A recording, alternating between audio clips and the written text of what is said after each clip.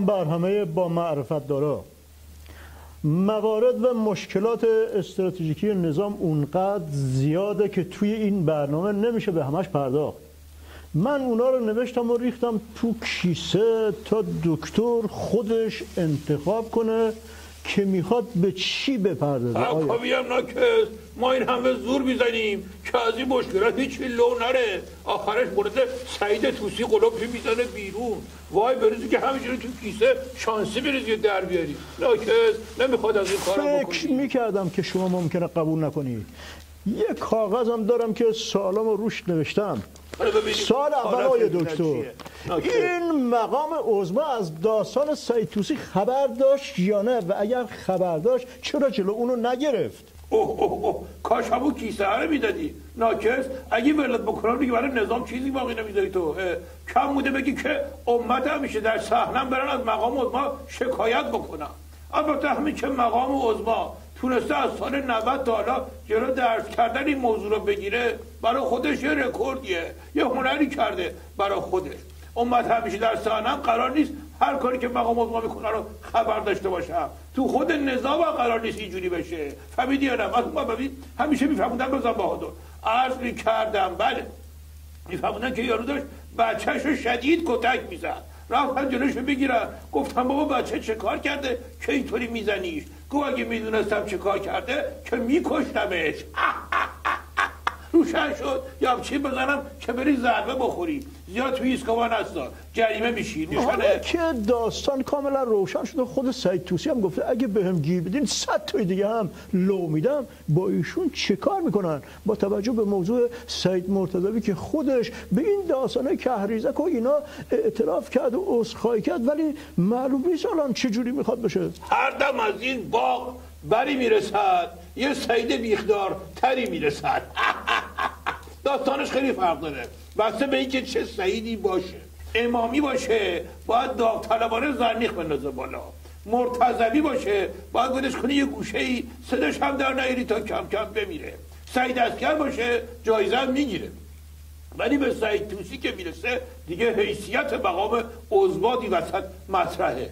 بیت مقام عظما شوخی بردار نیست. خب اونم با کسی شوخی نداشته، ولی میشه گفت بالاخره ایشون یه قاری بوده. چه ربطی به مقام عظما داره؟ ربطش مال اون ریشاییه که گروهی داره تو دستش. الکی که نگفت 100 نفر رو لو میدم. بعد اون مبوی همیشه میفهمودن به زبادو. عرض می‌کردم بله، میفهمودن که مدیره به شاگرده گفت چرا دیر اومدی مدرسه. شاگرده گفت 2 نفر داشتن دعوا می‌کردن سر پولشون که گم شده بود. منم وایساده بودم تماشا می‌کردم برای خودم. مدیره گفت خب دعوای اونا به تو چه مربوطه؟ شاگرده گفت آخه پول زیر پای من بود. روشن شد یا چی بذارم که بری دعوا تماشا کنی تو نظام. بس آی دکتر حالا که این سعید طوسی گیر افتاده، مقام عظما به سنت قبل قربانش کنه و بدتش دم تیغ. همه چی رو بندازه گردنش، اقلا بقیه که کپی اینن رو در ببره. یکی اینقدر که کشتی است که طرف الکی شب تا صبح تا شب ویلون بیت عظما نبوده که یه چیزایی میدونه که عین سیلی افسری میذاره بیخ گوش هر کسی که بخواد بهش پیله کنه. ولی اون مبوی همیشه میفهمودن بزن بهادر. عرض میکردم بله، میفهمودن که یارو رفت تو کوچه دید داشت 2 قلوش داره فوتبال بازی میکنه. محکم زد تو گوشش گفت ناکس تو اینجایی، مادرمون 2 بار منو برده همون. از این پیش استراتژیکی نظام چیزی دستگیر امت همیشه در صحنه نمیشه. بریم سراغ پاسارگاد که بعد جوری چپق مقام عظما رو چاق کرده. این دیگه کجا نازل شده؟ اصلا به خدمت شما خیلی سربسته میگم. سربسته بگم که پاسارگاد نگو، پک و پوز عظما بگو. اونم بعد از برجام وضعیت عظما که عاقبتش خیلی خطری. خوب شد که سربسته گفتین. اگه باز میکردین چی میگفتین؟ یعنی واقعا زور مقام عظما نمیرسه قضیه رو جمع کنه؟ بهتر نبود یه سخنرانی میکرد که همه رو مجاب میکرد به جای پاسارگاد از بیت حمایت کنن؟ خدا رو شکر که مشنگی واگیر نداره، وگرنه ما اینجا امنیت نداشتیم. بعضی راه حالا از همون اولش که میدی به نظر خودت خوب میرسد، ولی بعدش میفهمی که چقدر ضایع کردی. فهمیدی یا نه؟ مرحوم مبوی همیشه میفهمودن بزن بهادر. عرض میکردم بله، میفهمودن که تو جاده تصادف شده بود. همه هم جمع شدن کیپ تاپ. یارو اومدش که زرنگی بکنه بره از جلو صحنه رو ببینه، داد زد همه بری کنار، همه بری کنار، من پدرشم. همچین که رفت جلو دید اونی که وسط افتاده الاغه.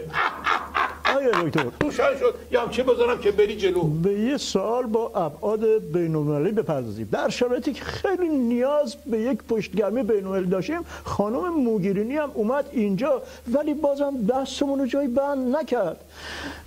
تازه یه کلوب جام زر منطقه‌ای هم به مقام ما به فرما زد. درسته این؟ آره، ماشینی رو با باتری به باتری و چتر روشن میکنن که یه باتری داشته باشه، حالا ضعیف باشه.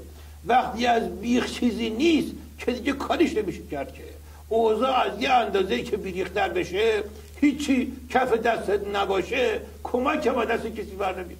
مرحوم بابی همیشه میفرمودن به زبان عرض میکردن، بله میفرمودن که مشنگه رفت لب دریا با حالت شاعرانه و عاشقانه، بعد یه مرغ عشقی با سراغشو گفتش که یه نامه برای دوستت بنویس.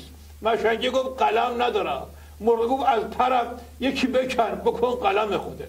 مشنگه گفت جوهرم ندارم. دوباره مرغ عشق گفتش که از خونم بگیر. مشنگه گفت آخه ورقم ندارم. مرغ گفت خاک دوست سرت کنم، برو سر قبر بابات بنویس. تو که نه قلم داری نه خودکار داری نه هیچی، غلط چه اضافه میکنی بیای لب دریا میشینی جست عاشقانه میگیری ناکس. یعنی با فشار آوردن نظام رو به گفتمان مورد نظر خودشون کشوندن. های دکتر من دوباره به سربسته میگم، به 3 نفر 50 تا بوز دادن با یه میمون، گفتن این موضوع رو خرج این میمونه بکنید تا حرف زدن یاد بگیره. اولی و دومی دانشمند بودن، بعد از یه مدتی دیدن دانشمندا موضوعشون تموم شده، میمون هم هیچ یاد نگرفته.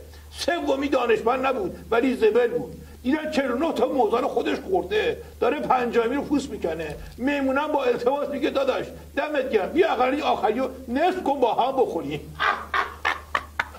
آیا دکتر شما حرف میزنی و کرکر میخندی ولی حالیت نیست که به مقام عظما میگی میمون قربونت برم. مقام عظما از خودشو کردن 100 نفر بهش بگن میمون از وضعیت سید توسی خلاص بشه. من آقا دست تو بگی بنام برم قربونت بشم به وضعیت سید توسی که تو بیتش بوده. بابا بلش کن، این که سید توسی زده تو سرش، موگیرینی زده تو سرش، همه دارن بارش میکنن. تو دیگه کردن میمون